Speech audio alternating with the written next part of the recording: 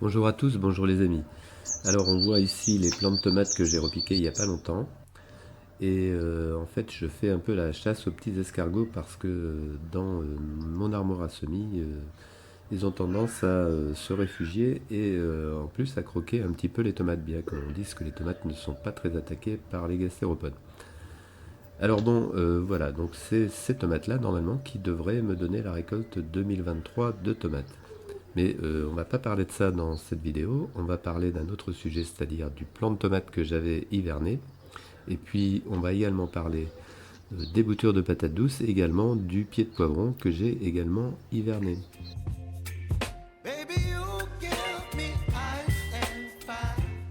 Alors ce pied de poivron hiverné, j'ai eu quand même des soucis cet hiver hein, pour qu'il passe correctement l'hiver dans la maison, puisqu'il y a eu des attaques alors de petites araignées rouges, je vous avais parlé de ça.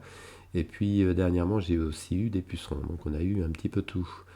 Et bien il y en a encore un petit peu là sur les fleurs, sur les feuilles tendres. Alors ce que je fais maintenant, parce que là on est le 3 avril, je le sors régulièrement sur la terrasse hein, pour qu'ils prennent un peu l'air, pour que éventuellement il y ait des petites guêpes qui viennent manger les pucerons. Donc voilà, mais bon, et puis je l'arrose aussi, enfin je le pulvérise à l'eau également en extérieur. Donc là, on est le 11 avril et bon, il commence quand même à bien reprendre vie, c'est-à-dire que les fleurs sont transformées en fruits. On voit les petits poivrons là qui commencent à pousser. Et puis je pense que maintenant, bien avec l'alternance de périodes dans la maison et de périodes en extérieur, va faire que mon poivron, il va retrouver toutes ses couleurs. On va retrouver une situation beaucoup plus normale. Alors c'est un peu de souci quand même pour les plants comme ça qu'on récupère du jardin et qu'on met à l'intérieur.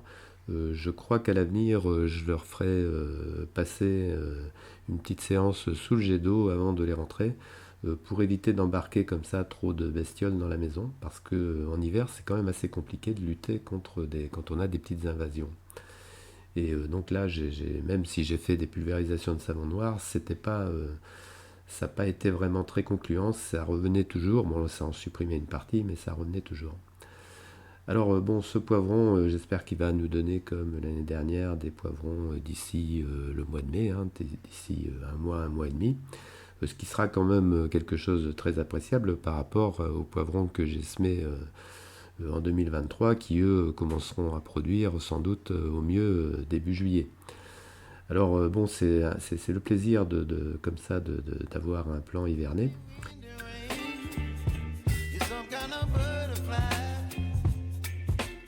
Et donc on passe aux boutures que j'avais repiquées donc à l'automne avec ce pied de poivron.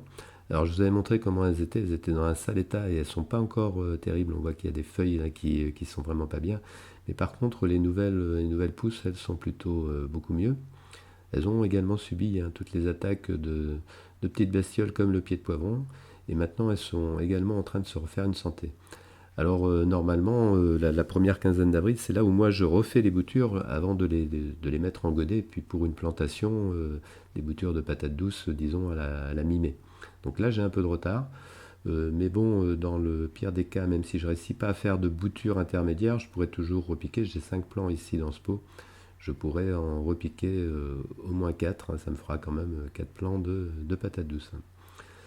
Donc c'est une association là que je fais depuis 3 ans qui fonctionne bien avec les petites difficultés de cette année quoi, à cause justement de ces invasions de bestioles.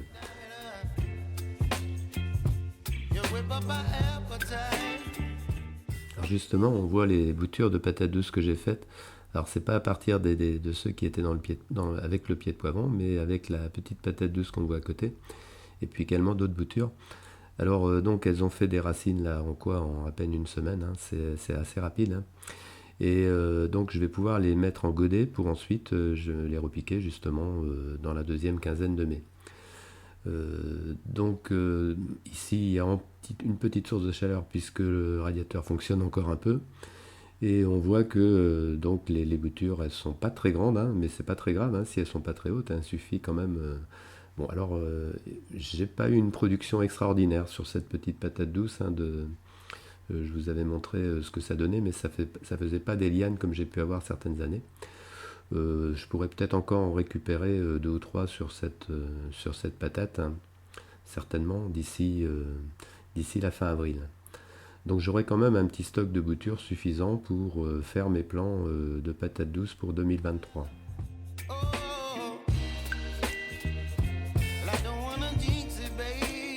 Alors ces trois boutures là de patates douces là, c'est la troisième méthode que j'ai utilisée cette année, c'est-à-dire ce sont des boutures que j'ai récupérées au moment de la récolte en novembre 2022 et elles ont passé en fait tout l'hiver dans le bocal d'eau. Alors j'ai changé de temps en temps effectivement l'eau, hein, et j'ai même mis de temps en temps aussi un petit morceau de sucre. Bon, alors du coup elles ont eu aussi des attaques de bestioles, hein, ces trois, hein. J'en avais 5 au départ, donc il y en a 2 qui ont disparu finalement. Donc l'essai est beaucoup moins concluant sur cette méthode-là. J'ai quand même réussi à sortir 2 petites boutures là qui sont avec les autres. Et puis je pourrais également les réutiliser directement, les replanter également celle-là. Mais bon, c'est pas vraiment la méthode qui me semble fonctionner le mieux, hein. Ça me semble quand même assez compliqué. Je préfère nettement les deux autres. Et même dans les deux autres, je préfère encore, même si j'ai eu des petits soucis cette année, l'association que je fais régulièrement avec le pied de poivron.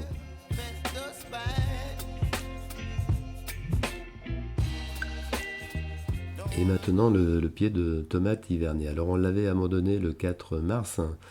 Je vous avais montré, j'avais fait une taille très sévère en laissant simplement 2 possibilités de repartir au pied. Et j'avais fait avec les tailles de tomates, donc j'en avais fait des boutures, d'abord reprises dans l'eau et ensuite repiquées dans le même pot.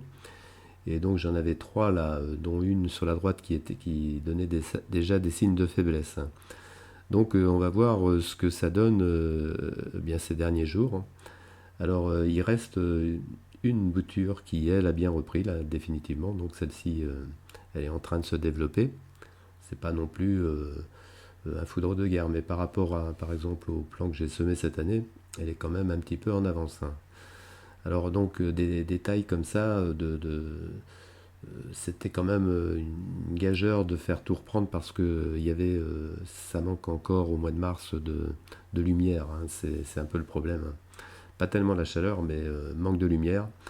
Et puis bon, il y avait l'ombre que faisait le plan principal, hein, parce que du coup, le pied de tomate, il est reparti, il est bien reparti comme on peut le voir là. La photosynthèse a fonctionné à plein. Et donc les 2 pousses que j'avais laissées, je le conduis sur 2 tiges. Et puis bon, comme je ne le taille pas, il y a tendance à buissonner, hein. Donc j'étais obligé de mettre un petit peu des haubans de tous les côtés.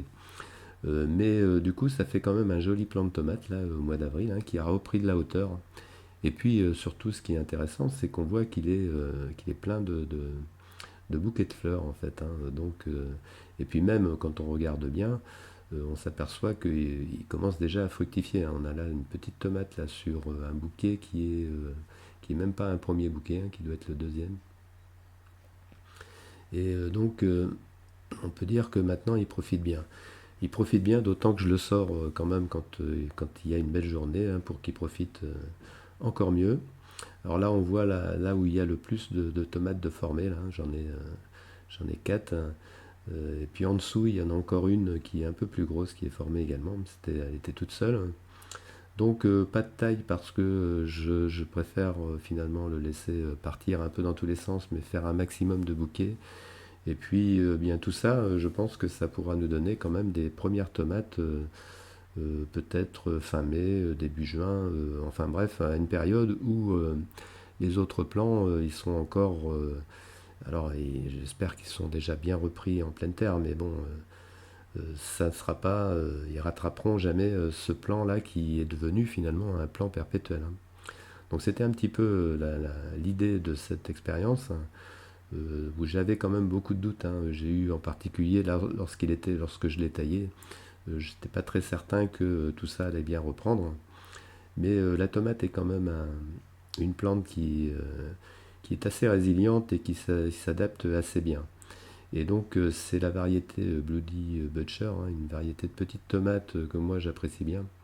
Et elle a une qualité entre autres, c'est c'est une tomate hâtive. Donc elle a un cycle de culture qui est plus court que les autres tomates que je cultive. Bon, il y a aussi d'autres variétés de tomates hâtives, même des plus hâtives.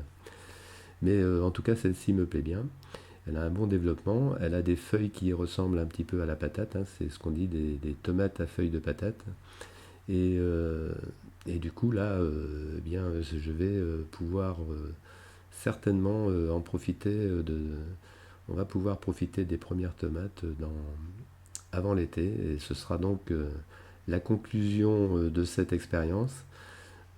Parce qu'en plus, le fait que je les rentre dans la maison fait qu'on ne craint pas grand-chose au niveau milieu, toutes les maladies qui peuvent être apportées sur des périodes fraîches en extérieur. Alors, c'est pas non plus une tomate de serre, c'est une tomate intérieure-extérieure, voilà.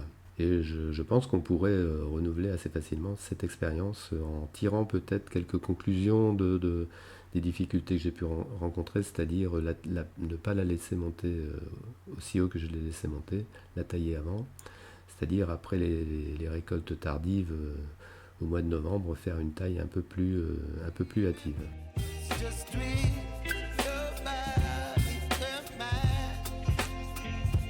Alors la saison du potager d'intérieur se termine, mais j'ai encore quelques semis que je fais moi à l'intérieur, puisqu'on est sur une période quand même assez fraîche. Ici, ce sont des kiwano que l'on voit dans les deux petits godets. Ça ressemble beaucoup aux concombres, mais en plus petit. Alors bon, c'est une expérience, la première expérience que je fais cette année de ce concombre qui ressemble un peu à un fruit. Et puis j'ai deux variétés de concombres différentes, la Satsuki Madori, je crois, et puis Shinto Kiwa, je ne sais plus trop. Ce sont deux variétés d'origine japonaise que j'ai eues chez Cocopelli. Et puis j'ai également donc des courgettes Nimba là, qui sont très bien levées, en fait tout a très bien levé. Donc ça je le fais toujours un peu plus tardivement parce que ce sont des plants qui prennent de la place.